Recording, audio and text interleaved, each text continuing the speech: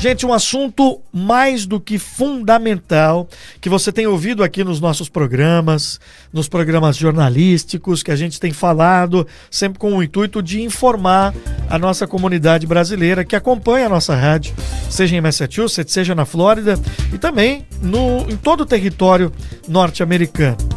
A variante descoberta recentemente que surgiu na África do Sul do coronavírus, a Omicron. Perigo que ela pode representar, o que significa, por que as variantes surgem. Para isso, eu tenho o prazer hoje de receber um especialista, Dr. Mauro J. Silva Júnior, médico e fundador da Truville Health Tech, especializado em medicina preventiva. Ele fez, inclusive, nessa semana um artigo muito interessante com dicas, né, que fazem a gente entender melhor o que é essa variante. E o doutor está ao vivo com a gente hoje, direto do Brasil, para trazer um pouquinho desses esclarecimentos. Antes de mais nada, doutor, obrigado pelo seu tempo. Uma boa tarde para o senhor aí no Brasil. Bom dia, Conrado. Obrigado aí pela recepção de vocês, pelo convite. E bastante contente em falar com o teu público aí nos Estados Unidos e em todo o resto do mundo que estejam nos ouvindo agora. Doutor, todo mundo ficou um pouco assustado. Eu acho que nós estamos, né, por conta da pandemia e tudo que fez a nossa rotina ser alterada com a chegada dela lá no começo de 2020, eu tenho sentido que a gente tem se alarmado muito e a gente tem que ficar atento, tá? A todos os momentos, mas quando surgiu essa informação da Omicron na semana passada, eu tenho sentido aqui da nossa audiência e de todos bastante preocupação até pelas medidas que já estão sendo tomadas para tentar combatê-la. Para a gente começar esse papo, o que seria essa variante? O que são essas variantes, cepas, que são termos que a gente tem ouvido muito no noticiário, doutor? Bom, vamos para falar de uma forma todo mundo consiga compreender. A gente está falando digamos assim, do mesmo vírus, né, do causador da doença, mas à medida que você o combate e também pela própria transmissão comunitária das pessoas que não são vacinadas e outras razões aí relacionadas à genética, esse vírus ele passa por mutações, por transformações na sua estrutura, né? E essas transformações geram variantes, geram novas cepas dele mesmo, que têm características diferentes da original, tá? A Omicron, especificamente, ela chamou a atenção de todo mundo, chamou a atenção aí da comunidade científica, porque ela sozinha apresenta, até agora foram identificadas 50 alterações, né, na estrutura desse vírus, dessa cepa nova, e as principais alterações que ele apresenta são relacionadas a uma proteína aí, que é chamada de proteína spike, que é a proteína que se liga à célula humana, né, que faz efetivamente com que o vírus nos infecte, tá? Além disso, as vacinas, elas têm como principal alvo aí na hora de combater essa infecção, de uma maneira muito resumida, essas proteínas. Então, as alterações nas proteínas que naturalmente ligam-se às nossas células e que nós combatemos com as vacinas, foi o local que apresentou a principal alteração dentro dessa cepa. E, adicionalmente, o que chamou a atenção na África do Sul, inicialmente para eles olharem para para entenderem o que estava acontecendo, foi a alta transmissão, né? A transmissão muito rápida. Eu olhei agora há pouco, antes de entrar aqui ao vivo com você, um número de casos aí diários nos Estados Unidos estão chegando a quase 80 mil casos dia, né? Enquanto que esse número há 6 meses atrás era algo como 400 casos. Então, assim, a preocupação principal, a gente tem muita informação faltante ainda, né? Nós não sabemos muita coisa, mas o que alarmou aí a comunidade científica foi essa mutação justamente no local que é o principal alvo aí do vírus na hora que ele ataca a nossa imunidade. Salvo engano, a gente está falando de 3 casos agora no Brasil, né? Ontem, Isso. No estado de São Paulo, inclusive ontem aqui São Paulo. Nos Estados Unidos, a Califórnia teve o primeiro caso, né, identificado. Algumas medidas estão sendo anunciadas nesse momento, a gente noticiou mais cedo. Nesse momento, não?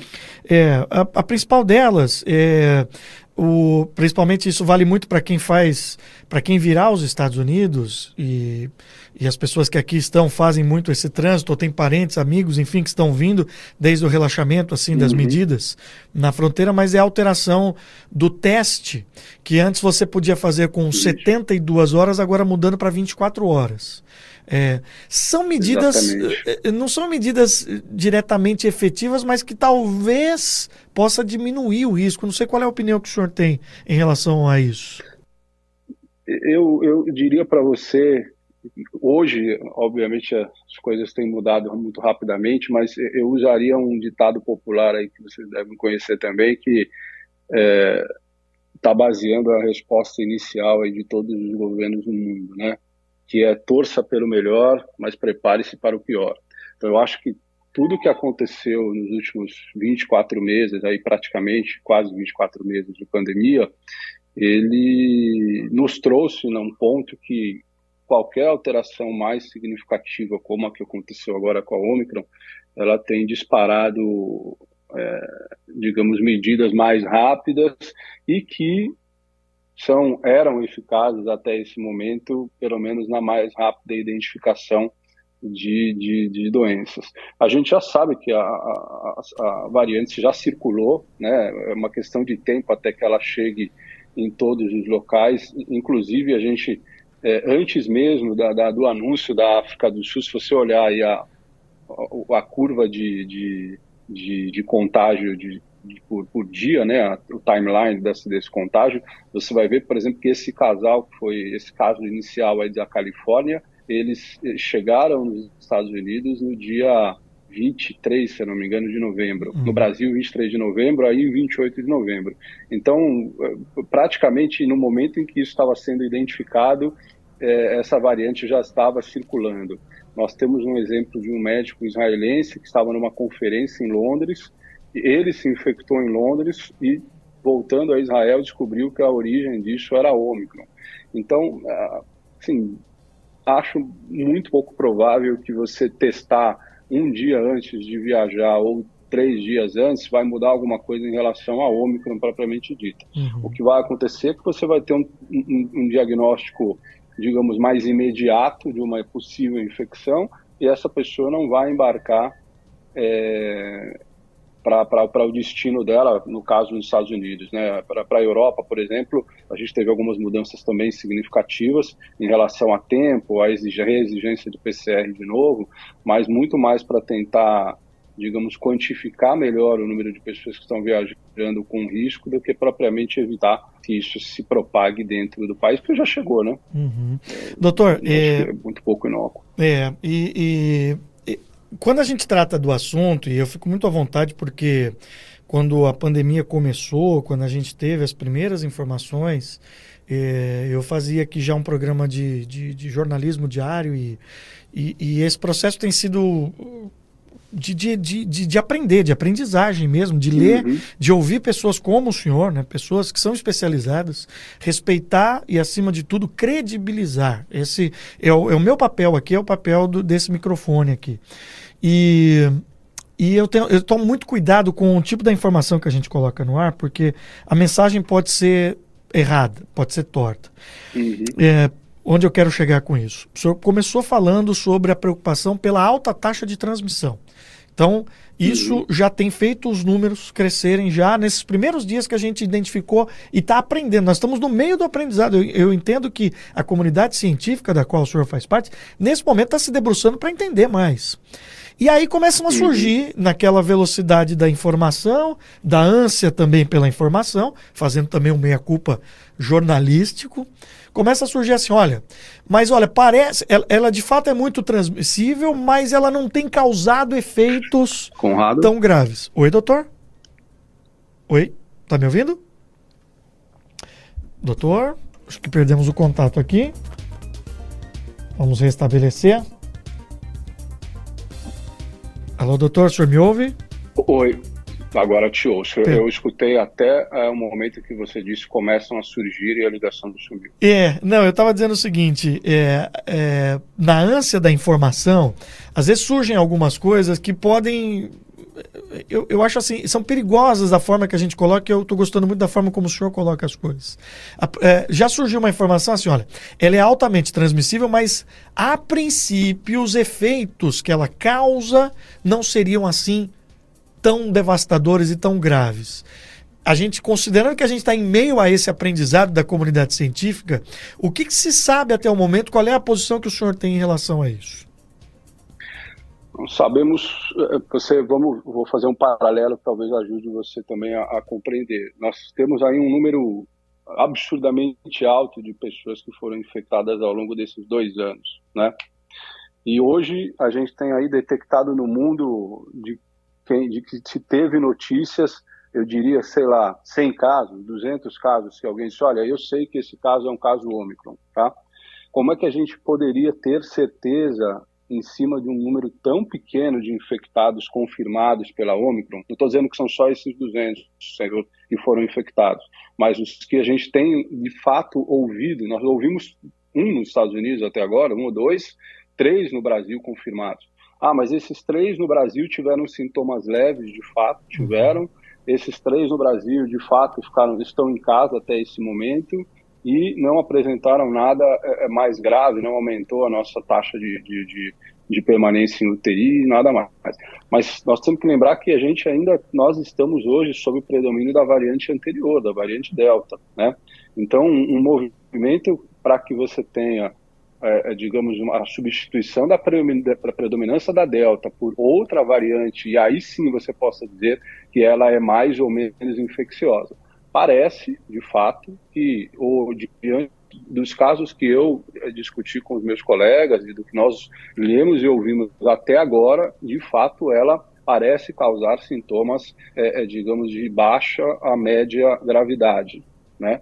Mas eu repito, assim, aí eu gostei do que você falou, com muita, digamos, parcimônia, porque a gente está falando de um número muito pequeno de casos relatados. Nós não sabemos vamos exemplificar aqui, se os outros 80 mil casos que hoje foram identificados nos Estados Unidos, a gente não sabe ainda quantos são Ômicron. Não existe esse número, e quantos de fato adoeceram gravemente, quantos não adoeceram gravemente. Então esse número, a cautela de toda a comunidade no momento é justamente para saber o que vai acontecer agora que a Ômicron apareceu e qual o caminho que ela seguirá, né? Perfeito. E a pergunta mais importante de todas, se nós estamos discutindo além da questão da propagação e de fato da gravidade, é a eficácia das vacinas que todos nós, ou que a maioria de nós tomamos, né? Elas são ou não são eficazes, em que ponto elas são eficazes, enfim, eu acho que são perguntas aí que você ainda vai fazer, mas... Isso ainda está em estudo, certo? Isso ainda não existe uma comprovação, né? Não, a gente tem dados preliminares, e justamente por ser preliminares, eu acho que divulgá-los seria irresponsável, né? Dizer, a gente já sabe que a vacina é ou não é ineficaz, porque de fato não tem uma resposta ainda formulada, principalmente pelas 3 fabricantes principais aí das vacinas que foram mais usadas no mundo. Então elas ainda não responderam essa questão. A gente está aguardando uma informação mais fidedigna para o início da semana que vem, quando nós de fato saberemos o quanto elas são eficazes. O que já se sabe em relação às vacinas é que o ideal seria que você já tivesse tomado a 2ª ou até a 3ª dose, se você já for elegível. Isso, de fato, deve fazer diferença, até porque nós já tínhamos indicações de que você tem uma queda natural da imunidade depois do 6º mês da primeira dose, né? Então, considerando que vocês aí estão com uma vacinação, estiveram, né, mais adiantados na vacinação no início do ano, grande parte das pessoas aí já deveriam ter tomado as doses de reforço, e provavelmente agora aí com o anúncio que o presidente Biden fez de estar partindo para a 3ª dose. Isso de fato vai fará diferença na imunidade e no tratamento dos grupos populacionais. Agora, se a vacina é mais ou menos eficaz, isso ainda não temos a resposta. Acho que assim, uma dedução que nós podemos fazer, e por favor, o doutor é o senhor, se eu falar uma bobagem, por favor, me corrija. Mas eu vou até pegar da primeira resposta. Como surgem as variantes? Como surgem as cepas? Elas surgem em um ambiente em que o vírus circula. E se o vírus ainda circula, é porque nem todo mundo está vacinado. Ou seja, então, de alguma maneira, a gente... não vacinados. Exato. Então, a gente precisa estimular mesmo essa vacinação, né? A frase que define aí a principal razão de mutação é a transmissão comunitária entre não vacinados. É o indivíduo que não está vacinado, pega e transmite essa cepa sem que ela tenha qualquer combate efetivo por parte do nosso organismo, ou o combate é fraco a ponto dela conseguir, digamos assim, passar por uma mutação e aí na próxima transmissão você consegue, ela está, digamos, mais forte ou às vezes mais fraca em relação ao médio. Mas hoje eu vi os números aí de vacinados, não é coincidência, né, que essa cepa aí a gente tem a expectativa e novas cepas surgirão em locais cuja cobertura vacinal é menor. A África, infelizmente, está sofrendo essa questão, então a chance de você ter novas cepas surgindo lá são maiores do que surgirem em países com uma cobertura maior. Uma opinião pessoal do senhor que eu gostaria de perguntar. O senhor acredita que nós vamos conviver durante muito tempo com o coronavírus? A partir dessas variantes que nós estamos vendo e, consequentemente, a necessidade de atualizar as vacinas, que a gente sempre tome um booster shot, né, uma dose extra. O senhor acredita, existe uma linha dentro da ciência que fala disso. O seu pensamento em relação, doutor? É exatamente esse. Eu acredito que a gente vai viver uma endemia aí uma endemia, né? Uma condição epidemiológica que o vírus circula entre a gente, que ele passa por mutações, como por exemplo acontece no vírus da gripe, né? Da influenza para vocês, e que você precisa se atualizar anualmente, ou você precisa se vacinar anualmente para melhorar a tua proteção, principalmente relacionado às formas mais graves e mais letais do vírus. Você lembrar que o coronavírus, que é o vírus original, ele circula entre nós já relatado há muitas décadas, né? Então, isso em algum momento, como foi agora, ele se tornou o que a gente acompanhou agora, né? Ele se tornou letal, se tornou extremamente transmissível dentro da população humana. E eu acho muito difícil da gente conseguir, diante de toda a diferença que nós temos aí, tanto econômica quanto sociais, que essa infecção seja completamente debelada sem que ela se torne uma endemia aí constante. Falando conosco ao vivo... Mas é uma opinião pessoal. Claro, perfeito. Falando conosco ao vivo, o Dr. Mauro J. Silva Júnior, médico e fundador da Truvio Health Tech, especializado em medicina preventiva. Eu posso lhe pedir a gentileza só de ouvir uma pergunta de um ouvinte, vou selecionar uma e para a gente se despedir, doutor? Por favor. Vamos lá, o Maurício aqui mandou um áudio e nós vamos colocar no ar. Vamos lá. Bom dia, doutor. Bom dia, Conrado, novamente. Bom dia. A minha pergunta, a minha questão é o seguinte: como o senhor procede ou procederia quando uma pessoa chega no seu consultório ou na sua sala e o senhor se depara com os sintomas um pouco diferenciados da variante Delta que era tão falada, ou mesmo a Beta? Aliás, ele parece um pouco mais com a Beta em certos aspectos, mas como o senhor se depara com esse paciente que, digamos, tomou a vacina, ou com esse mesmo paciente de que não tomou a vacina? E também, como especialista, como é que o senhor vê os argumentos das pessoas que não querem tomar vacina? Quais são os contra-argumentos mais indicados, e vindo do senhor sendo um especialista?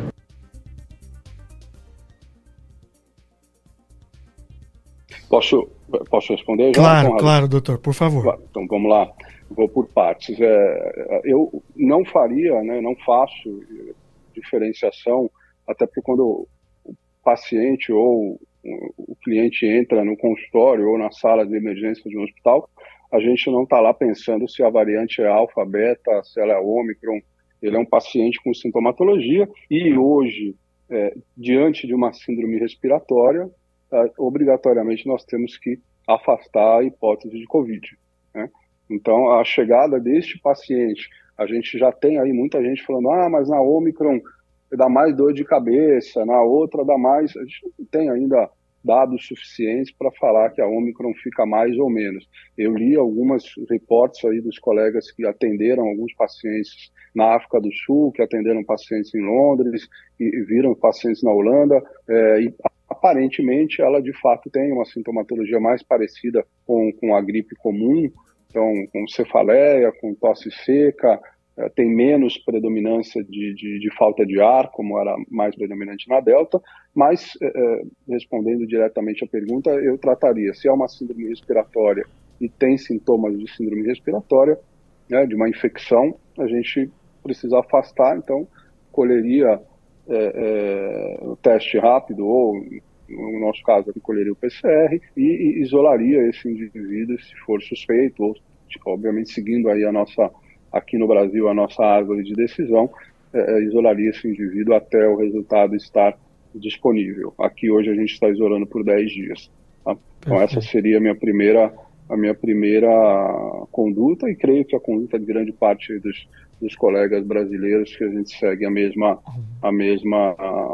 linha, né? E se esse indivíduo tiver de fato confirmado como um indivíduo portador naquele momento, ou seja, um diagnóstico de doença aguda, aí sim, hoje a gente teria que pesquisar a variante, até por uma questão epidemiológica, e o tratamento, na verdade, não mudaria se ele é adoecido por uma variante ou por outra nesse momento.